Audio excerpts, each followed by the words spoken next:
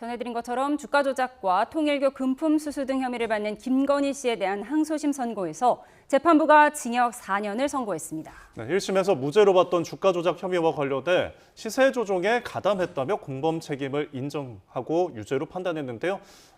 현장 취재기자 연결해 보겠습니다. 법조팀 박광렬, 임예진 기자 나와주시죠. 네, 서울 고등법원입니다. 조금 전 김건희 씨의 도이치모터스 주가 조작 혐의, 또 통일교 금품 수수 혐의 등에 대한 법원의 두 번째 판단이 나왔습니다. 항소심 재판부는 말씀하신 대로 김건희 씨에게 징역 4년 그리고 벌금 5천만 원을 선고했습니다. 1심에서 징역 1년 8개월이 선고된 것에 비해서 늘어난 건데요. 재판부는 1심에서 무죄가 선고됐던 김 씨의 도이치모터스 주가 조작 혐의를 유죄로 판단했습니다. 김건희 씨가 시세 조종에 가담했다며 1심의 무죄 판단에 법리 오인이 있다고 본 겁니다. 김 씨가 또 도이치모터스 주식 18만 주 가운데 13만 주를 정해진 시점에 정해진 가격으로 매도한 건 시세 조종을 위한 통정 매매에 해당한다라고 지적을 하기도 했습니다. 그러면서 결론적으로 공동정범, 공범 책임은 인정된다는 게 재판부 판단이라고 설명했습니다. 재판부는 자본시장법 위반이 경제질서를 해치는 중대한 범죄 행위에 해당한다면서 김 씨가 거액의 자금을 제공하고 또 시세 조종에 가담했는데 죄책을 인정하지 않고 변명으로 일관한다고 지적했습니다. 다만 시장 질서에 심각한 교란이 발생했다고까지는 보기 어려운 측면이 있고 또 직접적으로 범행에 가담한 기간도 비교적 짧다라고 양형 이유를 설명했는데요. 또 김 씨의 통일교 금품 수수 의혹과 관련해서는 윤 전 대통령 당선인 신분에서 받은 1차 샤넬백 관련 1심의 무죄 판결을 뒤집고 유죄로 판단했습니다. 명태균 무상 여론조사 수수 혐의와 관련해선 무죄를 선고하면서 1심 판단을 유지를 했고요. 자, 쟁점별로 판단 사유 한번 살펴보겠습니다. 네, 먼저 시세조종 행위 인정과 관련해 재판부는 김건희 씨가 투자업체 수익 40%를 지급하기로 한 점에 주목했습니다. 단순 상승이 아닌 인위적으로 만드는 주가 상승에 대한 대가 가능성을 배제할 수 없다고 본 겁니다. 또 오로지 도이치모터스 주식의 매매에만 사용하기로 하고 시세조종 세력에 계좌 및 20억 원의 자금을 제공한 점도 문제 삼았습니다. 시세조종 세력에 대한 인식이 없었고 오히려 피해를 입었다는 김 씨 측 주장은 역시 받아들여지지 않았습니다. 공소시효 관련 재판부 판단도 들어볼까요? 네, 이 부분도 주요 쟁점이었는데 앞서 1심 재판부는 이 세 차례의 주식 거래 행위를 별개의 행위로 보고 각각 공소시효를 계산했습니다. 하지만 이 항소심의 판단은 달랐습니다. 이 시세 조종 행위를 단일하고 계속된 거로 보고 이 하나의 자본시장법 위반죄가 성립한다고 판단을 한 겁니다. 그래서 범죄 행위 종료는 이 다른 공범들이 범행을 마친 이 최종 거래 완료 시기, 즉 2012년 12월 5일로 봐야 한다며 이 공소시효가 지나지 않았다고 설명했습니다. 자, 통일교 금품 수수 의혹과 관련해서도 1심 판단을 일부 뒤집었죠? 네, 그렇습니다. 윤 전 대통령이 대통령 당선인 시절 김 씨가 받은 첫 번째 샤넬백 관련 내용인데요. 앞서 1심 재판부는 당선인 신분의 금품 수수는 단순 인사치레로 봐야 한다고 판단했는데 항소심 재판부가 이를 뒤집었습니다. 처음으로 샤넬백이 교부된 2022년 4월은 대통령 취임식 한 달 전으로 대통령 당선 과정에서 기여한 통일교가 대선 지원에 대한 보상을 요구할 것이 예견된 상황이었다고 유죄 판단 이유를 설명했습니다. 통일교 측의 묵시적인 청탁 의사가 존재함을 김 씨가 알았던 거로 보인다며 막연한 기대감 속에서 시가 800만 원이 넘는 가방 교부 수수가 이뤄진 것으로 볼 수 없다고 지적했습니다. 명태균 무상 여론조사와 관련해서는 2심 재판부가 비슷한 취지의 판단을 내린 거죠. 네, 그렇습니다. 이 윤석열 전 대통령 부부가 재산상 이익을 취득한 거로 볼 수 없어 무죄로 본다는 1심 판단에 대해서 사실 오인, 법리 오해 등 잘못이 없다고 봤습니다. 진술 등 증거만으로는 이 김 씨가 이 명태균 씨에게 여론조사를 의뢰 협의했다고 인정할 증거가 없다고 봤고요. 또 이 명태균 씨와 김건희 씨 간에 오간 문자 메시지 내용만으로는 이 여론조사 협의를 전제로 한 거라고 볼 수 없고 또 여론조사 결과 조작에 대해서 윤 전 대통령 부부가 관여했다는 추단할 증거가 없다. 있다라고 설명을 했습니다. 자, 오늘 항소심 생중계되기도 했는데요. 이 김건희 씨 측 분위기는 좀 어땠습니까? 네, 앞서 저희 YTN을 통해서 방송된 거 보셨을 텐데요. 김건희 씨는 먼저 구치소에서 호송차를 타고 법정으로 이동했습니다. 오늘도 안경을 쓰고 하얀색 마스크로 얼굴을 가렸는데요. 이 고개를 숙인 채 별다른 미동 없이 선고 내용을 들었습니다. 다만 1심과 달리 주가 조작 등에 대한 유죄 취지 판결 내용이 나오면서 이 변호인 측과 쪽지 등을 주고받으며 소통하는 모습도 볼 수 있었습니다.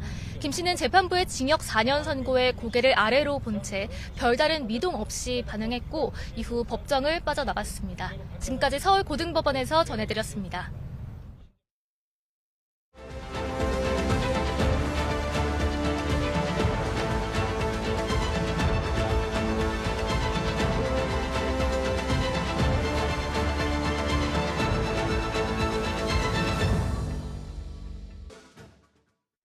트럼프 대통령이 참석한 백악관 기자단 만찬장 총격 사건 용의자가 대통령 암살 미수 혐의로 기소됐습니다. 백악관은 트럼프 참석 행사 안전대책 논의에 나선 가운데 이번 사건의 책임을 민주당으로 돌렸습니다. 워싱턴에서 신윤정 특파원이 보도합니다. 트럼프 대통령이 참석한 백악관 기자단 만찬장 근처에서 총격 사건을 벌인 31살 콜 토마스 앨런이 대통령 암살 미수 혐의로 재판에 넘겨졌습니다. 다른 주에서 총기를 운반하고 폭력 범죄에서 총기를 발사한 혐의도 적용됐습니다. This was an attempted assassination of the President of the United States, with the defendant making clear what his intent was. 사건 현장에서 체포돼 구금돼 있었던 앨런은 파란색 수감복 차림에 수갑이 채워진 상태로 워싱턴 DC 연방법원에 처음 출석했습니다. 혐의에 대해 아무런 답변을 하지 않았고 신원과 나이를 말하며 컴퓨터 공학 석사 학위를 소지하고 있다고 밝혔습니다. 연방 치안판사는 유죄가 확정되면 최대 종신형에 처해질 수 있다고 밝혔고 구금 상태를 유지해달라는 검찰 요청을 받아들였습니다. 미 법무부는 총격 발생 당시 당국이 적절히 대응했고 법 집행이 실패한 것은 아니라며 경호 실패 지적을 부인했습니다. 백악관 역시 만찬장에서의 총격 사건 대응은 절차대로 이루어졌다며 사건의 책임을 트럼프 대통령을 악마화한 민주당 진영에 돌렸습니다. This political violence stems from a systemic demonization of him and his supporters by commentators, yes, by elected members of the Democrat Party. 백악관은 그러면서도 올해 미국 건국 250주년을 맞아 줄줄이 예정된 트럼프 대통령 참석 행사들을 앞두고 보안 절차 점검에 나섰습니다. 트럼프 대통령 부부는 토크쇼 진행자 지미 키멀이 최근 멜라니아 여사를 향해 곧 과부가 될 것 같다고 한 발언에 진행자 해고와 방송 중단 등 엄정 대응을 촉구하고 나섰습니다.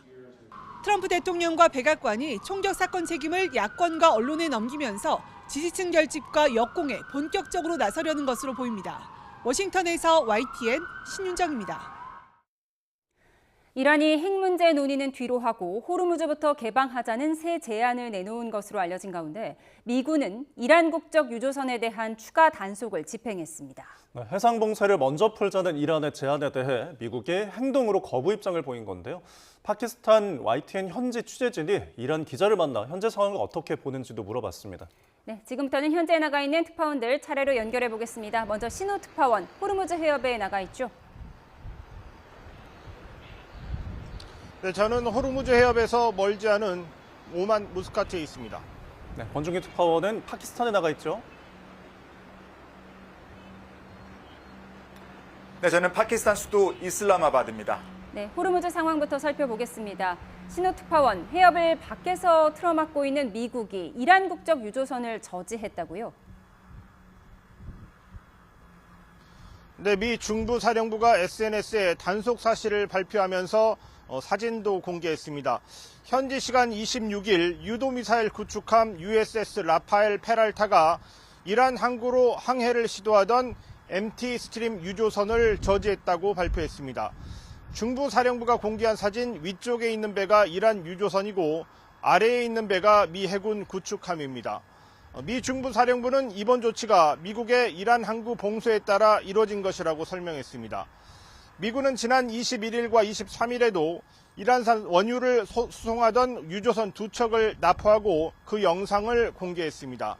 이란 외무부는 미국의 이 같은 유조선 납포에 대해 해적 행위라고 비난했는데 이번에 다시 이란 유조선을 단속한 겁니다.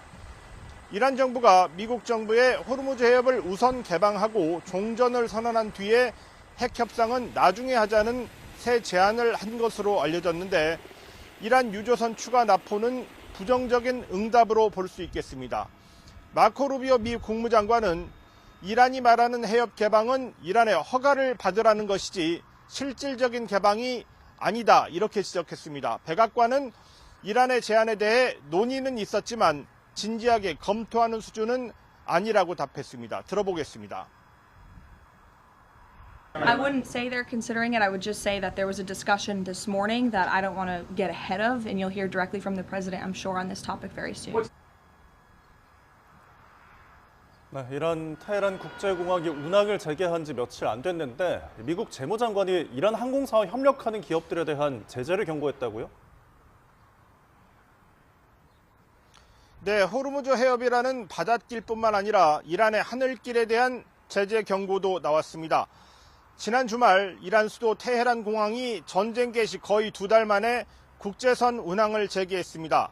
오만 무스카트와 튀르키예 이스탄불, 그리고 사우디아라비아 메디나 이렇게 3개 도시로 시작했고 중국 베이징으로 노선을 넓혀서 이제 4개 외국 도시로 연결됐습니다. 하지만 테헤란 공항 국제선 운항 재개 이틀 만에 미국 재무부가 이란에 대해 벌이고 있는 경제적 압박 작전을 또 꺼내들었습니다.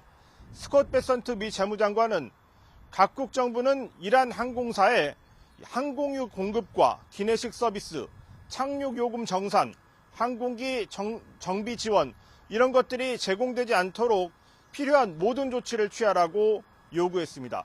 그렇지 않으면 제3자도 주저없이 조치할 것이라며 세컨더리 보이콧 2차 제재를 압박했습니다. 이란이 노선을 확대하려고 해도 외국 공항에서 급유나 기내식 등을 제공받지 못하면 비행기를 띄울 수 없게 됩니다. 호르무즈 바깥에서 이란의 선박을 봉쇄하고 있는 것처럼 이란의 국제선 노선 정상화 계획도 사실상 봉쇄하고 나선 것으로 볼 수 있겠습니다.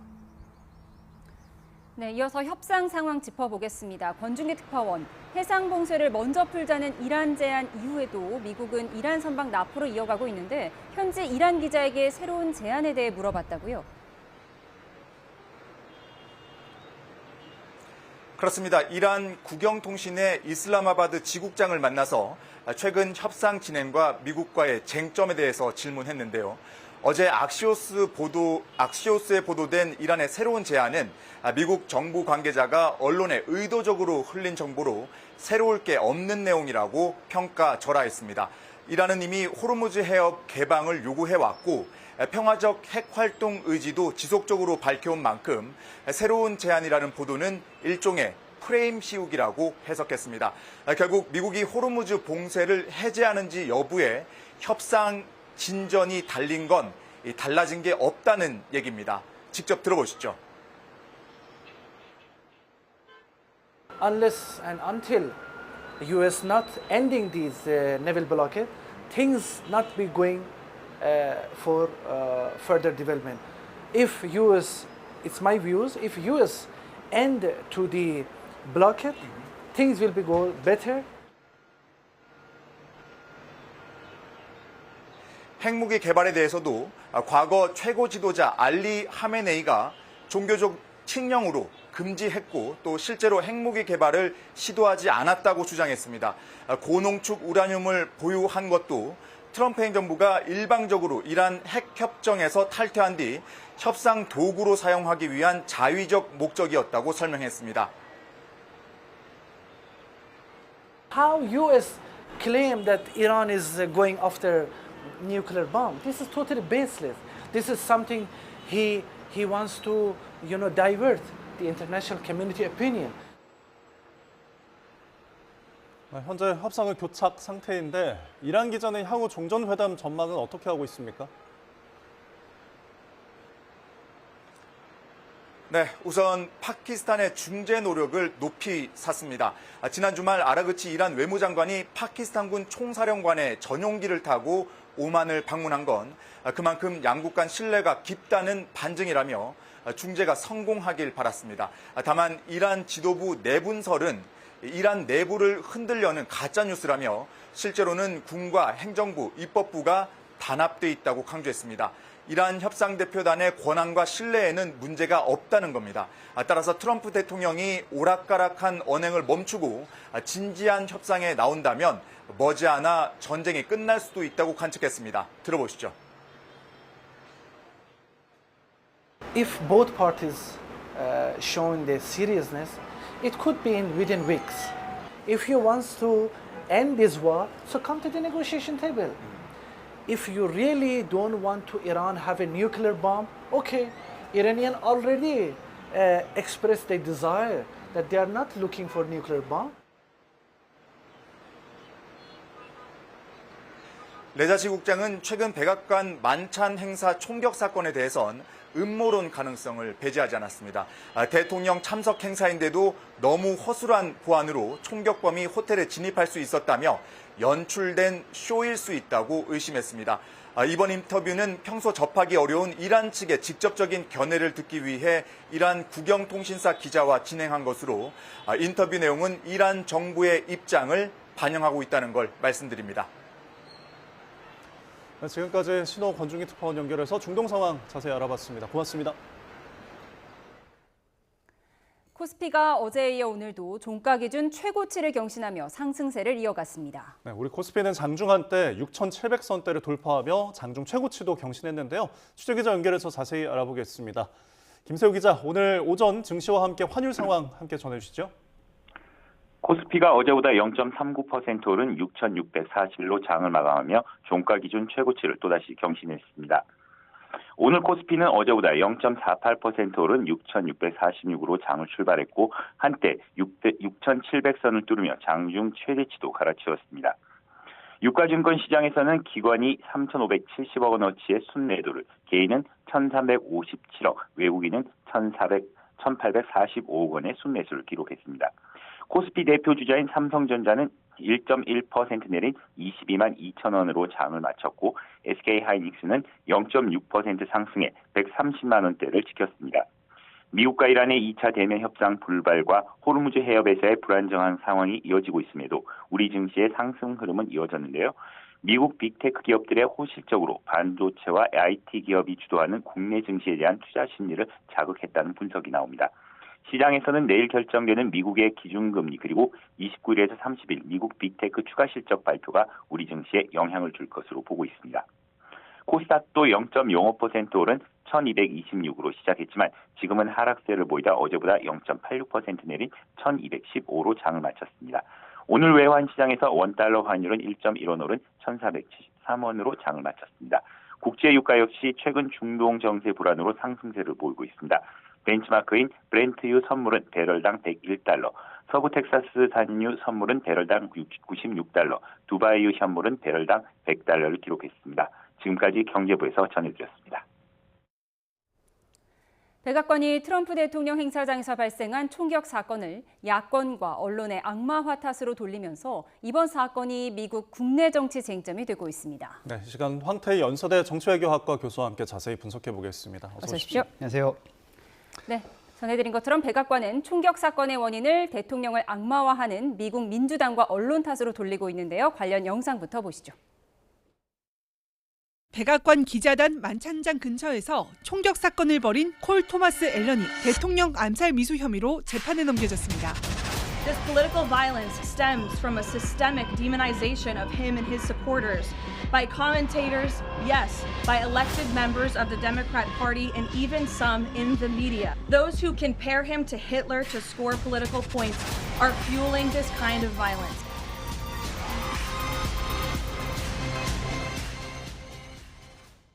민주당과 언론이 자꾸 트럼프 대통령을 악마화하다 보니까 이번 총격 사건이 발생한 거다, 기름을 부은 거다 이런 분석이에요. 네, 레빗 대변인이 얘기했듯이 뭔가 이게 좌파의 어떤 증오 문화가 직접적으로 영향을 미친 결과다라고 보고 있는데요. 하지만 정치적으로는 제 생각에 트럼프 입장에서는 외부의 적을 좀 명확히 해서 지금 남은 중간 선거에서 최소한 강성 지지층의 이제 지지를 결집시키고 그다음에 전쟁에 대한 반대를 어떻게 보면은 이제 좀 폭력을 조장하는 세력으로 이제 얘기하기 위한 그런 이제 그런 의도가 좀 엿보입니다. 예. 근데 이런 주장이 사실 여론에 어떤 영향을 미칠까도 궁금하긴 한데 지금 반대로 총격 사건과 관련해서 음모론 제기되고 있지 않습니까? 지금 이 이란 전쟁이 있다 보니까 시선을 돌리는 게 아니냐 이런 주장이에요. 네. 사실 음모론은 음모론을 제기하는 사람이 책임을 지고 규명을 해야 되기 때문에 사실 좀 문제가 있는 그런 발언이라고 할 수 있습니다. 하지만 예. 그런 이제 주장 자체를 함으로써 강성 지지층을 결집시켜서 중간 선거에서 어떻게든 뭔가 수세를 좀 만회를 하고 싶어 하지만 사실 중도층의 지지율을 보면 상당히 낮은 수준입니다. 그래서 뭐 이란 전쟁에 대한 반대가 70%에 달하고 트럼프 대통령의 국정 지지율도 뭐 35% 정도로 매우 낮은 수준인데요. 이게 얼마나 낮으냐 하면은 트럼프 1기 때 딱 요맘때 중간선거 한 6개월 전에 비교를 해보면 10%, 바이든 정부보다도 10% 정도 낮은 수준이거든요. 그래서 사실상 이런 이란 전쟁과의 어떤 괴리, 피로감 이런 것들이 꽤 있고 실질적인 경제 고통으로부터 좀 이거 좀 해결해 달라라는 그런 중도층과 일반 대중의 목소리가 크다고 볼 수 있습니다. 그런 면에서 봤을 때 이런 총격 사건이 어떤 결집 효과로 나타나면서 트럼프의 전체적인 지지율을 끌어올리는 효과는 별로 없지 않을까라고 보고 있습니다. 예. 그런데 지미 키멀 유명 방송인이죠. 코미디언이기도 한데 이 사건 발생 이틀 전에 했던 말이 논란이 되고 있어요. 자신의 라이브 쇼에서 영부인을 가리켜서 멜라니아 트럼프 정말 아름답습니다. 곧 과부가 될 것처럼 빛이 납니다. 이런 얘기를 했다는 거예요. 앵커님께 사실 여쭤보고 싶었는데 아무리 대통령이 싫어도 사실 이런 예비 과부 뭐 이런 얘기는 조금 과하지 않나요?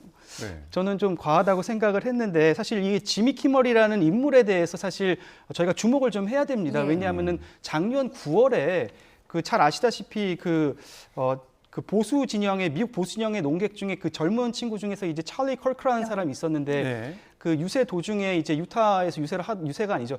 그러니까 그 토론 도중에 연설하다가 이제 죽지 않았습니까?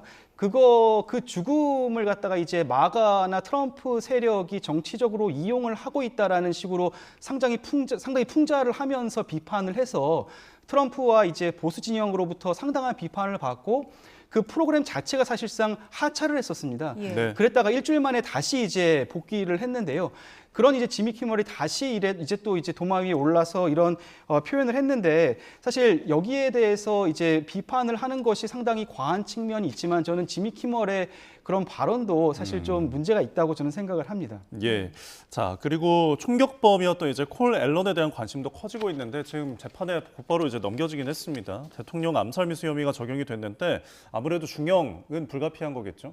네, 뭐 사실 종신형을 받을 가능성이 굉장히 크고요. 특히나 이제 전쟁을 수행하는 과정에서 대통령을 암살하려 했던 시도 자체가 제가 보기에는 모방 범죄를 없애려는 차원에서도 빨리 아마 판결할 가능성이 크다고 생각합니다. 그래서 제 생각에는 종신형으로 될 가능성이 꽤 크지 않은가 그렇게 예상을 하고 있습니다. 단호하게 아마 진행될 것으로 봅니다. 예, 근데 사건 당시에 그 총격범이 소지했던 무기가 생각보다 많이 있었다라고 하더라고요. 네, 뭐 산탄총도 있었고 상당히 이제 총도 있고 칼도 있고 탄약도 있고 사실 엄청나게 많이 지금 싸들고 갔는데 산탄총은 심지어 합법적으로 작년에 구매를 했다고 하더라고요. 그래서 이 총기 규제 시스템 자체가 사실 워낙에 허점이 많았지만 이번에 조금 더 문제가 이제 돌출됐다라는 거 그거 한 가지랑 그다음에 이 범죄 자체가 오랜 동안 계획되었다는 점 그리고 그것을 갖다가 호텔 바로 앞까지 투숙하는 것도 모르고 막지 못했다는 점에서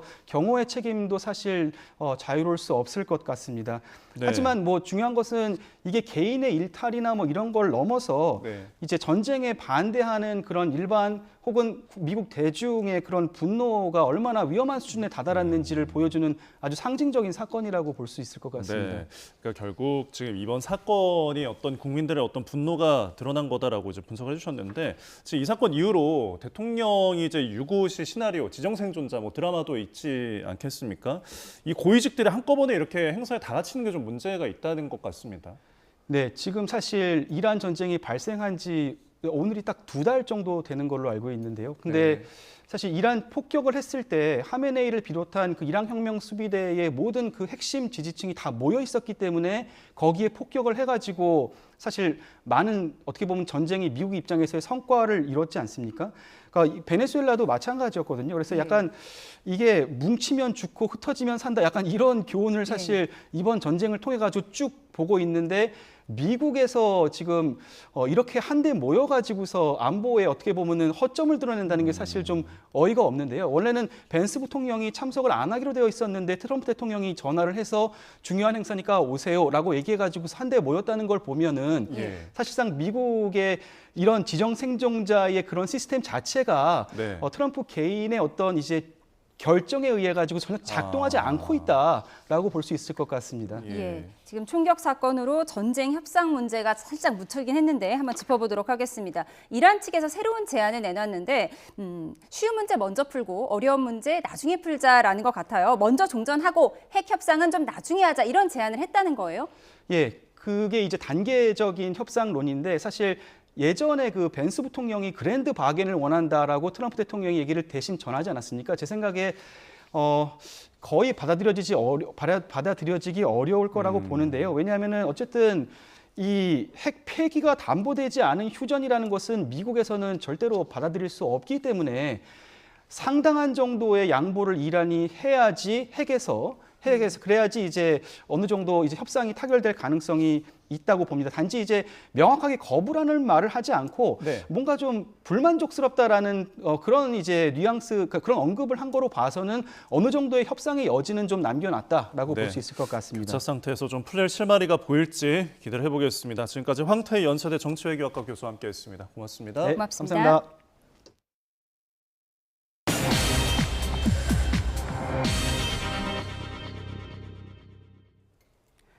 네, 6.3 지방선거와 재보궐선거가 36일 남았습니다. 네, 더불어민주당이 내일 청와대 출신인 하정우 수석과 전은수 대변인의 영입식을 여는 가운데 청와대가 국회의원 배지용 징검다리냐는 비판도 커지고 있습니다. 국회 취재자 연결합니다. 황보혜경 기자.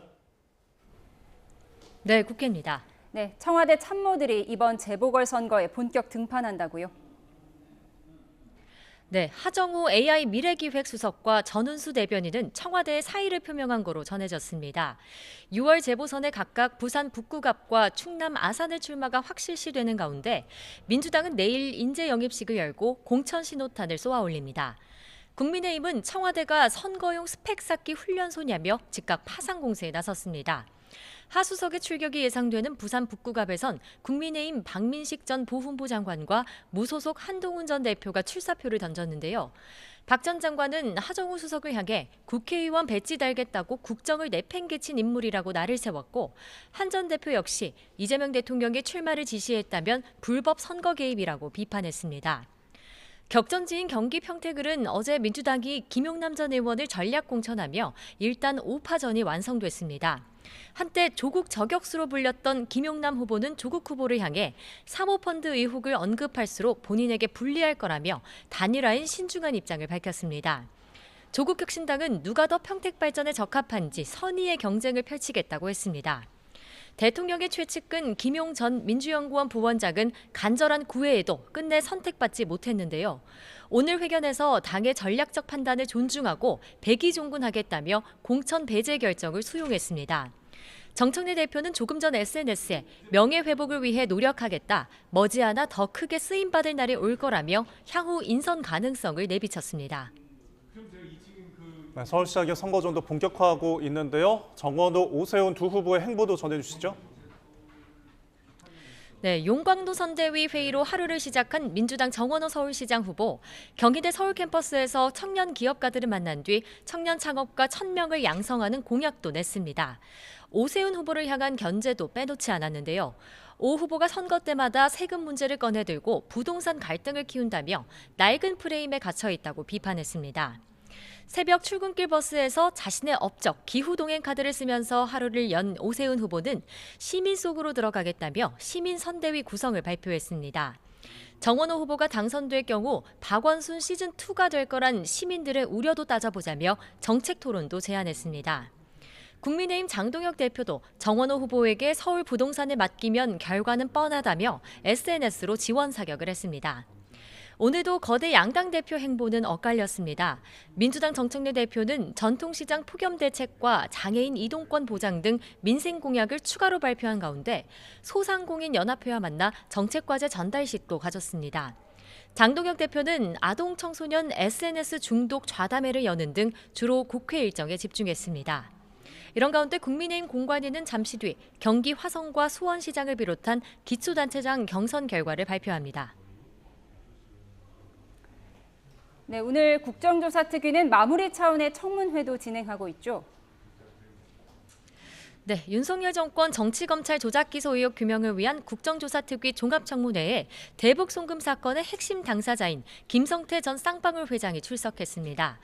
민주당은 김 전 회장도 정치검찰 조작 수사의 희생자라고 주장했고, 국민의힘은 본질은 쌍방울이 경기도 사업 비용을 대신 냈는지라고 맞섰습니다.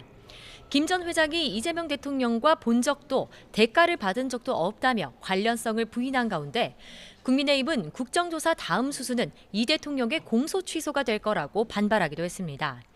특위 활동은 다음 달 8일이면 끝나는데요.